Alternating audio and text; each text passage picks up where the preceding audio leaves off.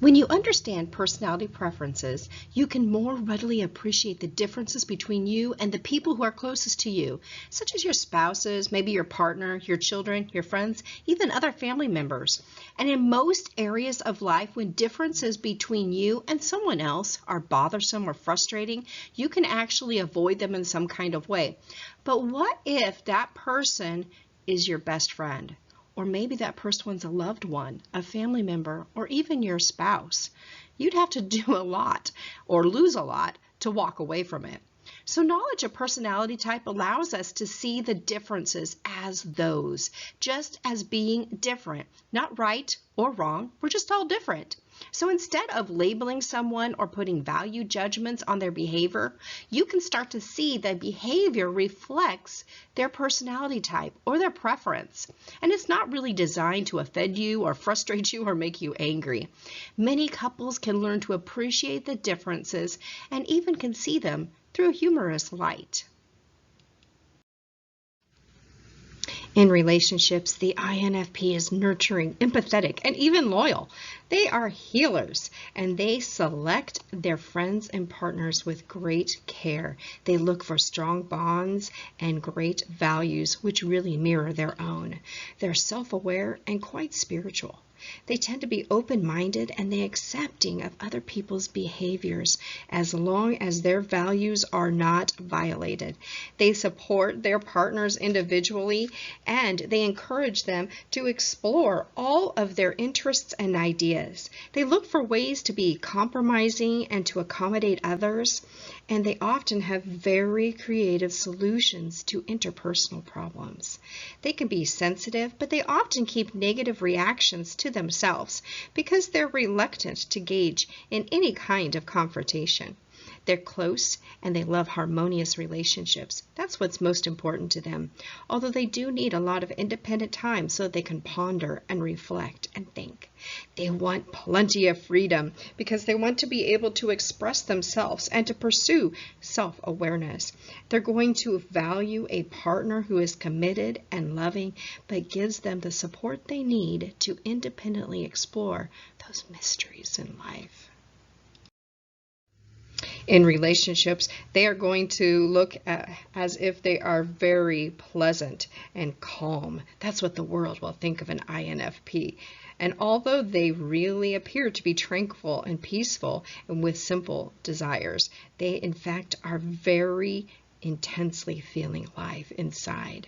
This causes them to have a deep capacity for love and for caring, which is not frequently found with such intensity in the other personality types. They do not share their intensity of feeling with anyone. They tend to be very reserved about expressing those innermost feelings, and they reserve their deepest love for their greatest partner. With that introverted feeling dominating their personality, that means that they're very sensitive and in tune to other people's feelings, and they feel a genuine concern and caring for others. They may be slow to trust others, and they may be cautious in the beginning of a relationship. Don't worry though, once they're committed, they're going to be fiercely loyal.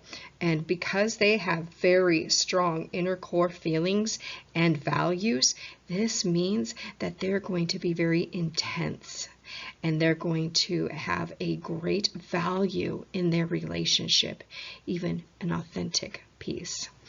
Those who hold and understand the INFP's perspectives are going to be in the highest regard for them. Now remember, they're also adaptable and friendly unless one of their values has been violated. In that case, they're going to just stop adapting and they're going to be very defending of their values, uncharacteristically harsh and even rigid at times. Their strengths are that they're warm and they're very concerned about others and they care about others. They're sensitive and perceptive about what others are feeling. Loyal, committed. They definitely want a lifelong partnership. They're driven to meet others' needs.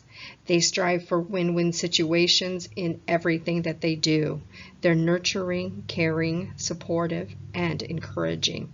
They're likely to recognize and appreciate others' needs for space. They can express themselves very well, and they tend to be very flexible and diverse. On the contrary side, they do have some weaknesses. They may tend to be shy and reserved, and they don't like to have their space invaded. They extremely dislike conflict and criticism. They have a strong need for praise and positive affirmations, and they may react very emotionally in stressful situations. They may have difficulty leaving a bad relationship and have difficulty scolding or punishing others. They tend to be reserved about expressing their feelings and perfectionistic in some areas, which also means that they don't give themselves enough credit.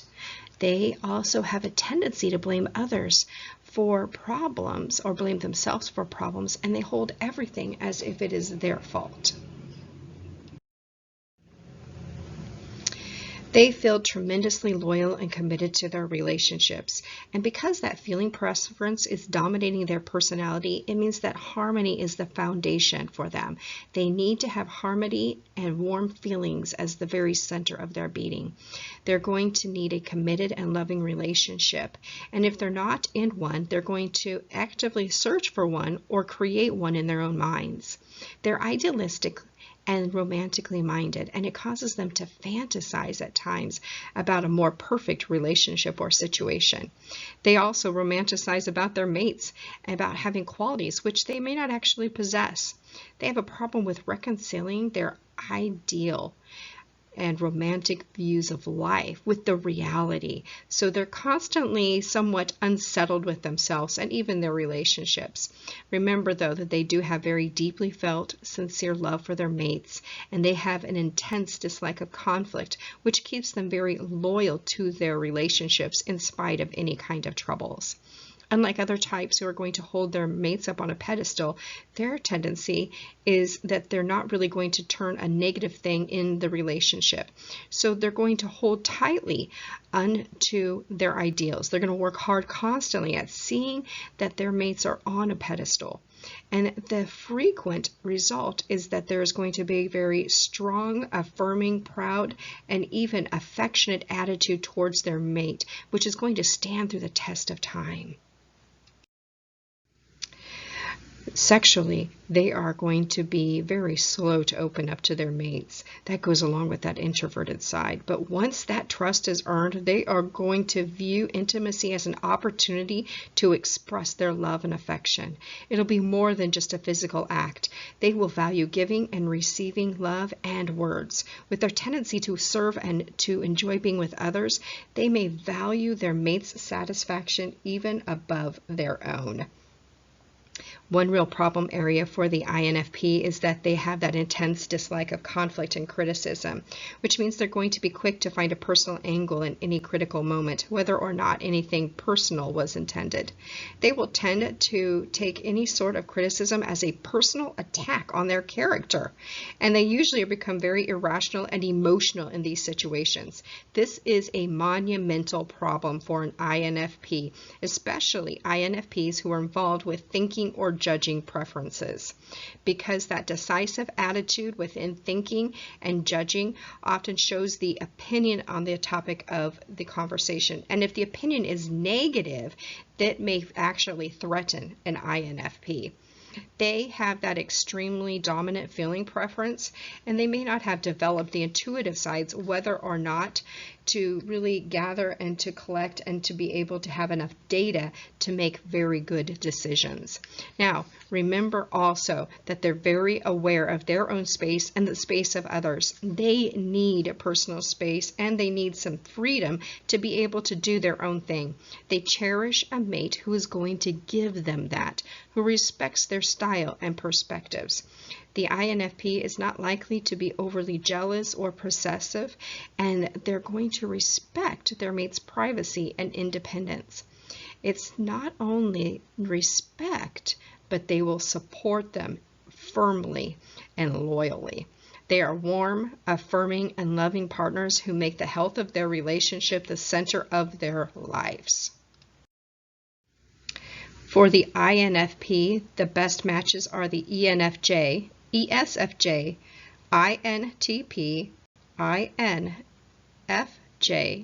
ENFP. So let's look at why we have chosen those kindred souls. So our natural attraction to people who share our dominant function, but who use it in different directions, works very well for us. We not only flip-flop that introverted or extroverted trait, but we're also going to flip-flop the judging and perceiving trait. So in this way, the partner that we choose for ourselves is going to have a very different approach to dealing with the external world. But if we're laid back and indecisive, then generally our partner is going to be structured and decisive.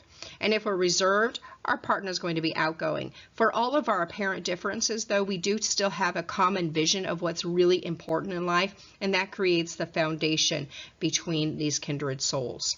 Although we really believe that this model is going to work well in finding and maintaining healthy relationships, it's important to remember that it's only a guideline. Just a guideline to help understand and to give some tools and some ideas of things that value in a relationship, but they're not meant to be followed strictly. So remember that any two well-developed individuals of any type can make a relationship work. And work is the key problem here and the key concept, because there's no such thing as an effortless relationship. So don't use these ideas as an excuse to really dump your relationship.